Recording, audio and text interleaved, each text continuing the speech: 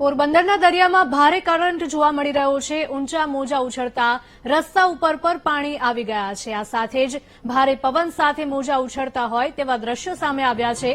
વરસાદની આગાહી વચ્ચે દરિયા કિનારે ભારે પવન ફૂંકાયો હતો। પોરબંદરના આ દ્રશ્યો આપ જોઈ રહ્યા છો કે જ્યાં દરિયામાં ભારે કરંટ જોવા મળી રહ્યો છે।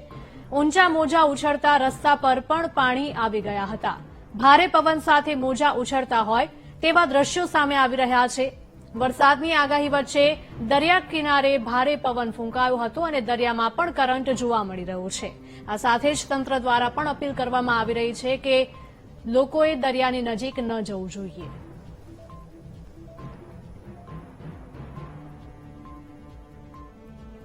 સંવાદદાતા ચેતન જોડાયા છે ફોન લાઈન પર। ચેતન, જણાવશો કે પોરબંદરના દરિયામાં ભારે કરંટ જોવા મળી રહ્યો છે। હિરલ, અત્યારે જે ચોમાસું સિઝન ચાલી રહી છે તેને લઈને અરબી સમુદ્રમાં પણ ક્યાંક કરંટનો માહોલ જોવા મળી રહ્યો છે।